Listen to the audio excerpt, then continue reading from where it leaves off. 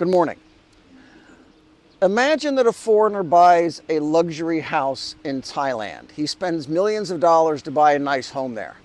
And he opens a business in Thailand and regularly flies back and forth between his home country and there. Then, because of politics or because of a trade dispute or a war involving different countries, not Thailand, a bank in Europe instructs the government in Thailand to seize the guy's house and his business in Thailand. Could that happen? More specifically, if a European bank handles business for Thailand companies that are doing business in Europe and makes such a request under instructions from European regulators and authorities, what happens next? The answer is nobody really knows anymore. And if you're Thailand, that's a big problem that nobody knows. And it's a big problem for about 50 other countries too. Thailand runs big trade surpluses with the United States and a smaller one with the European Union.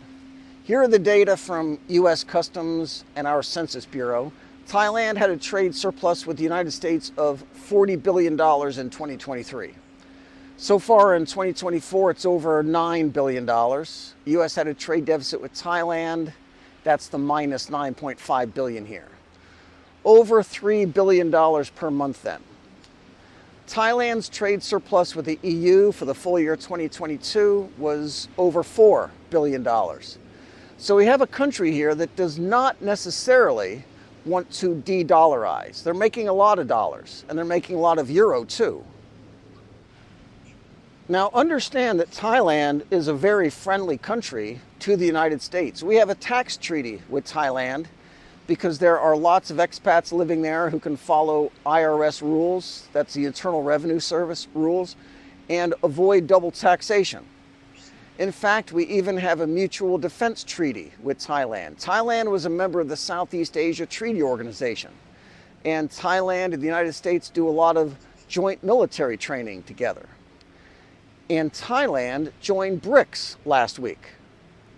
This was really big news, and it's disappointing, but unfortunately not surprising, that this received almost no news coverage in the US or in Europe, that a country that is a signatory to a mutual defense pact with the United States has just decided to join Iran and Russia and China in the BRICS group of countries. Because that's where they think their money is. That's where their future lies. That should be a big news story. Bloomberg didn't even cover it. And I pay a lot of money to Bloomberg for them to tell me what's going on. Now, maybe this is good for Thailand. They can join BRICS and Russia and Iran and China, and nobody back home even noticed. So let's go through some Asian media. Then the Diplomat says it's a way for Thailand to play both sides of the fence, basically. The countries that have been invited so far, Egypt, Ethiopia, Saudi Arabia, and others, these are regional powerhouses already and a formidable economic power when added up. We'll put the link below and you can read their take from a diplomatic perspective as viewed by outsiders. This here is the point of view of Thailand itself, though. It's here in one of their national newspapers written last year. They note that the countries taken together have strong bargaining power. This is particularly true in raw materials, oil, agriculture, minerals, but it's also China with its giant manufacturing base. This puts Thailand in the position of having to reduce its dependence on the United States without rocking the boat there too much.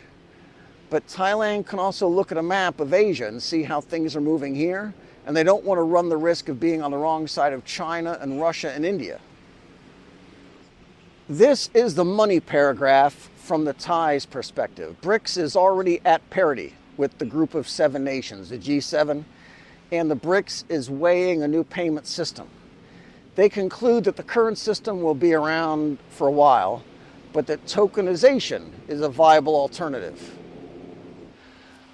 Let's be careful not to overuse the term de-dollarization then. There are countries like Venezuela and Iran and North Korea They cannot use dollars anyway. So for them, de-dollarization is already a fact of life. But there are lots of others with customers who pay in dollars or in euro. They run big trade surpluses with the United States and with Europe. This is the important part. Thailand doesn't want dollars to go away. China doesn't either. Neither does Saudi Arabia. Saudi, by the way, is also a close ally of the United States, at least nominally. These countries earn a lot of dollars. And even with all the big problems with Russia and the EU, Russia still runs big trade surpluses with the European Union. Their problem isn't with dollars or euro. They love them.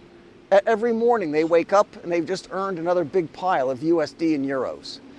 Their problem is that their money is in the wrong place. The banks are in Europe or in the United States, and they need to set up banks here.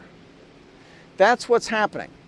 So that in Thailand's case, their business directors in Europe and their bankers here never have to wonder what European banking regulators might do with the money that's held in custody in European banks. As soon as these funds hit overnights, they'll be swept into banks outside of SWIFT, outside the US system.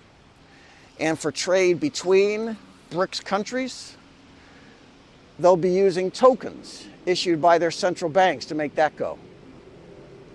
As the developing economies grow and then boom, and they are booming, we knew that they were probably going to set up their own payment systems instead of going through London or New York or Singapore to trade with each other. But the sanctions regimes have changed all of that. Before, we thought it was something they'll get around to eventually. Now, we see this as something they need to do right away. And even our friends are saying that. This is Huanglong Scenic Area in Sichuan province. Be good. Jesus said, I am the way, the truth, and the life. No man comes to the Father but by me. Everyone who hears